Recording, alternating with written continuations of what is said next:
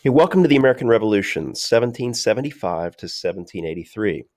Previously, we have covered the causes of the revolution. This is the revolution itself.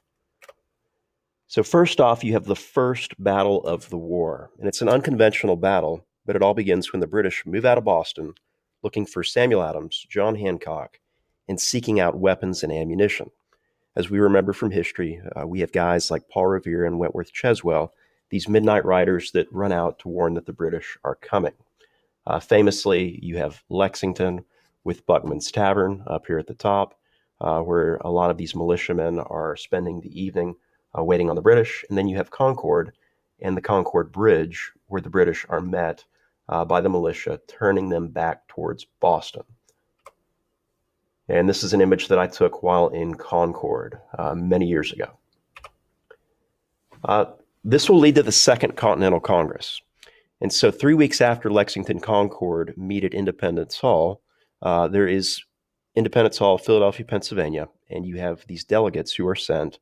Massachusetts will send John and Samuel Adams. Remember, John and Samuel Adams are cousins. John Adams will be the first vice president, second president, and Samuel Adams will be the son of Liberty leader.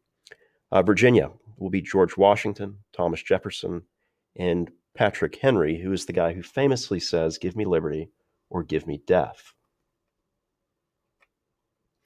This is a picture of Independence Hall from the outside. This is debatably one of the most historic buildings in the United States, if not the most historic building in terms of its importance. Not only at the Second Continental Congress will you have this call for independence and the eventual vote on independence, but later on, this is where you also have the Constitutional Convention and the events that surround our Constitution. And so this is the room in Philadelphia. You can go there. We had a terrific tour guide. He was a guy who looked just like Ben Franklin, in fact, so much so that the History Channel used him for some of their Benjamin Franklin series. He was quite funny. So decisions of the Congress. They declare the New England militia that still surround Boston to be the Continental Army. This is kind of funny because in a way, these guys are just farmers. They're just Minutemen. They're just people who are willing. And so they will vote unanimously.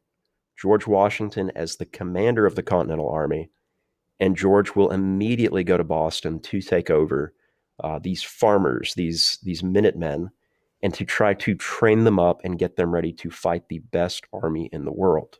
So Washington will not be there when they finally will cast the vote for the Declaration of Independence. He is long gone at that point. The Olive Branch Petition is one of their last attempts to repair the relationship with England, and that will not succeed either. The king, King George III, will refuse to consider it. This is a famous painting sort of demonstrating George Washington being selected as the commander. Please, as always, keep in mind with paintings that they are idealized, and that is not exactly precisely what happened in that room. They're always intended to make certain figures look a certain way, and we will talk more about that. And so on July 4th, 1776, a year later, because the Second Continental Congress started meeting in 1775, so now by July, the Olive Branch Petition having failed, there will be a committee of 5 chosen to write the Declaration. Thomas Jefferson, as we know, is the main author, and the work would be edited by other members of Congress itself. Using John Locke's idea of unalienable rights or inalienable rights, he would justify the colonists' rebellion from England. And as we know, the Declaration functions in many ways as something of a breakup letter. And a breakup letter where we say, hey, George, it's not us, it's definitely you. And then it goes on to list all the ways in which the king has basically upset the colonists. And so, quite famously, what you get here are the grievances. And those grievances become a big deal to us later as we break down how these grievances, as they're listed within the Declaration, ultimately become constitutional amendments and frame our Constitution. And so colonists Not allowed to question the king. We have the First Amendment, freedom of speech, press, petition, assembly. Okay, quartering of troops. They are told to quarter troops during the war. You'll have the Third Amendment, no quartering of troops in our Constitution. Home searches without a warrant. Fourth Amendment, you need a warrant to search a home. King has absolute power. Well, now the president has the veto that can go against him. The president can be impeached. There's term limits on the president. And finally, no taxation without representation, the biggest frustration the colonies were dealing with. Smallpox was a big issue during the war. I didn't want you guys to write this down because we've spoken about it. But as we talked about, Washington had has his experience with smallpox, it has affected his teeth. Franklin had lost his son to smallpox. He would not be around his wife for the last 15 out of 17 years of her life. And we suspect that the death of Frankie many, many years prior was a big reason for this. We think that they disagreed about inoculating Frankie. John and Abigail Adams themselves have to decide to inoculate their children, which they do. And the American force that's sent to invade Canada has hundreds and thousands of men who get sick with smallpox. And it is one of the reasons that the Canada invasion is unsuccessful. Washington will decide to inoculate the troops against the direct commands of the Continental Congress. It's a bold move, but it's something that he feels is necessary. Comparing the two sides. On the one side, you have professional soldiers with England. Okay, they have years of experience, years of training. On the other side, the American side, these are militia, poorly trained, mostly farmers. We talked about a period in American history where we said we are farmers. And our army is still we are farmers. Britain has all the factories necessary to produce everything they need, weapons, supplies. America is not yet an industrial power. So we have very few factories. It's very difficult for us to produce things quite often, and we're lacking in those. England has the world's best and largest navy. America has no navy. John Paul Jones is the exception. And John Paul Jones, as we know, goes and fights in England. England controls the Atlantic, and we don't control much of anything. We need outside help. The European style that Great Britain fights with is the agreed upon style. Warfare as a gentleman's game, open field tactics, lines of volley fire. That's how people fought in Europe. Back in America, America is a gigantic forest at this time. And Native Americans were used to fighting behind cover within that forest and using things for cover. And so Americans will adopt some of those tactics. Additionally, England fights an offensive war. This is something of an advantage for the Americans. They don't have the knowledge of the terrain like the Americans do, and their supply lines back from England stretch thousands of miles. And so it's at minimum 3,000 miles from England to the colonies. And so the Americans do get to benefit from a defensive war, and they know the land well. One of the first battles that occurs after Boston is New York City. Largest battle of the war. It's a hopeless cause for George Washington. He must defend the city that's a series of islands. Britain will send 400 ships, and Washington has very few. Washington loses 3/4 of the nation's army. And so many of those losses, they weren't necessarily deaths or casualties. They were simply enlistments that were up. These are men that have to go back to their families and support them. And so Washington's army is breaking up and breaking apart. And when this battle is over, Washington is desperate for a victory. What follows is the winter, and Washington will put his troops near Philadelphia at a place called Valley Forge.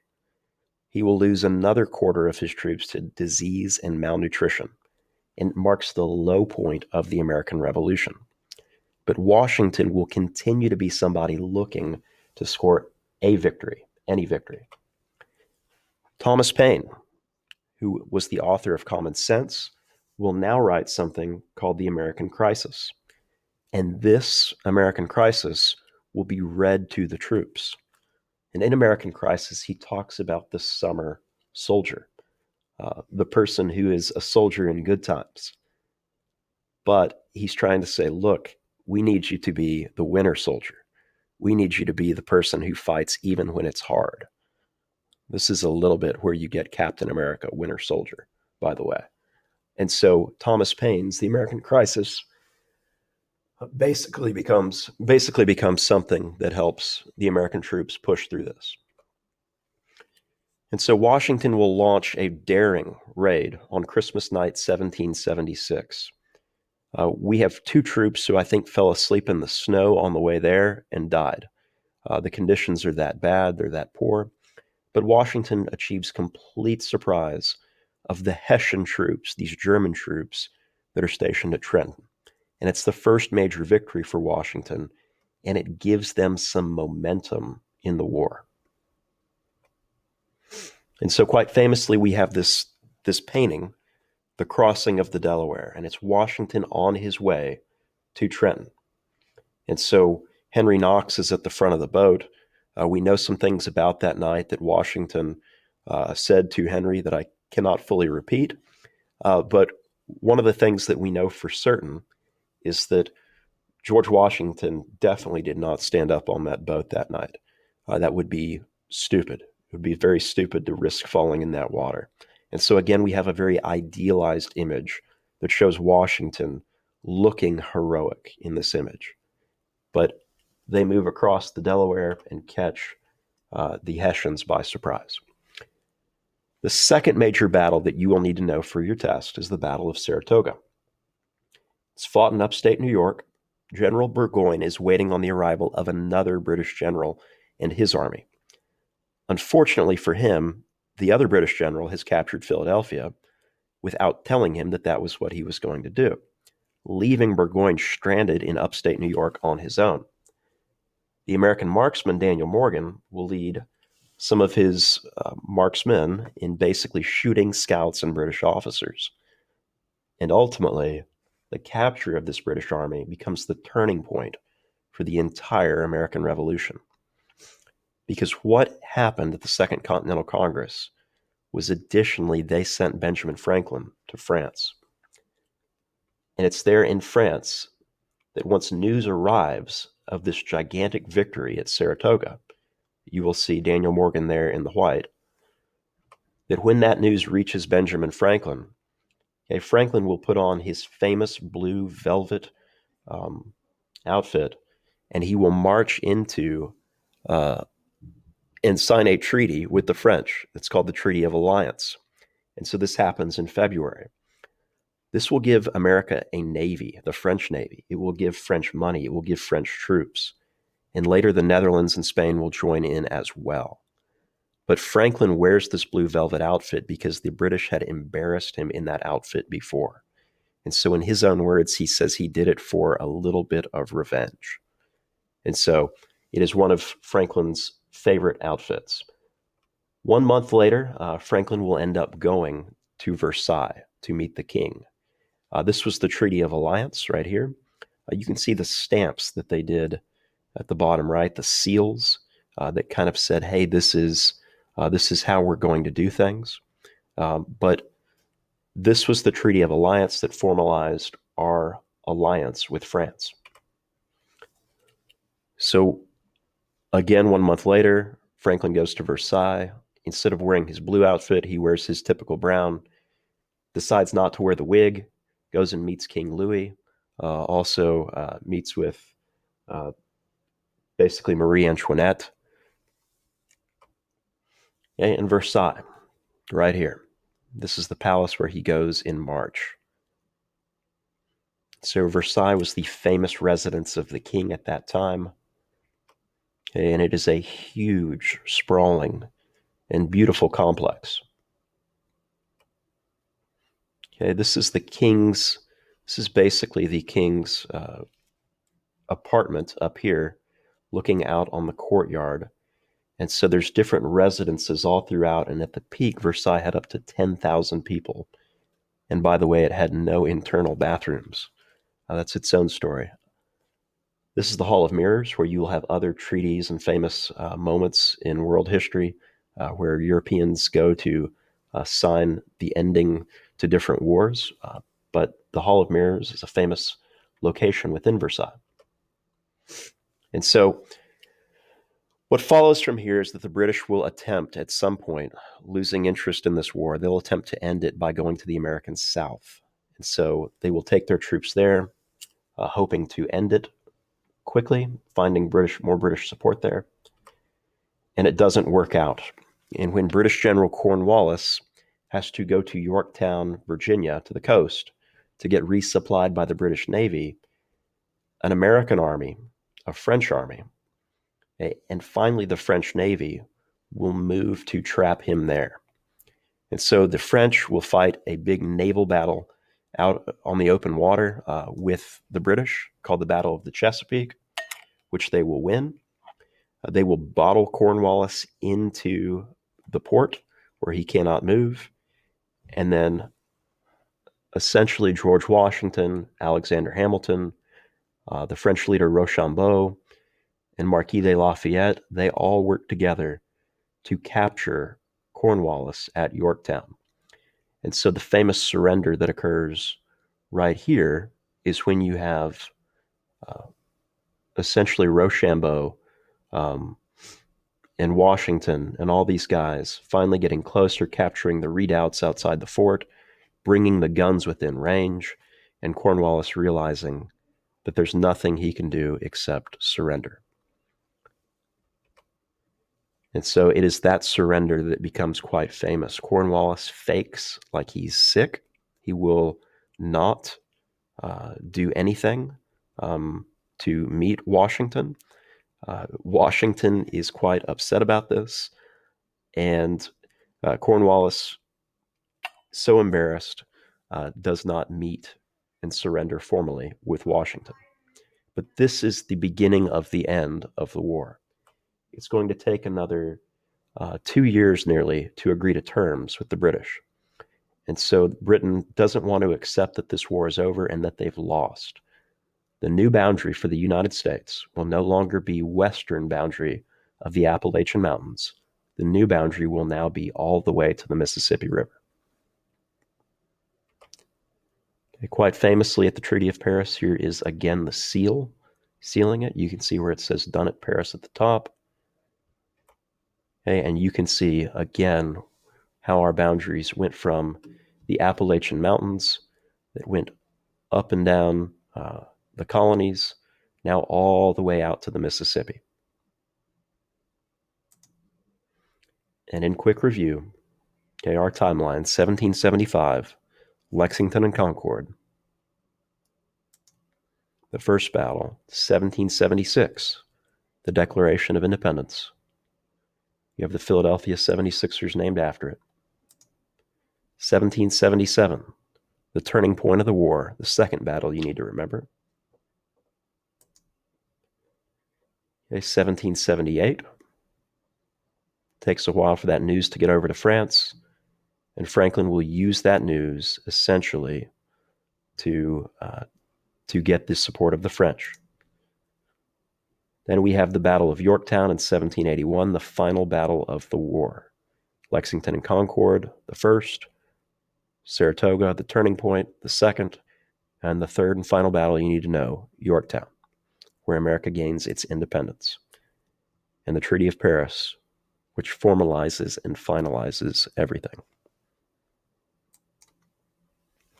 And so, in summary, that is how the American Revolution plays itself out. Please let me know if there's any way that you think that I can improve this video or anything that I should include that would help you out a little bit more in your understanding of the American Revolution. Thank you.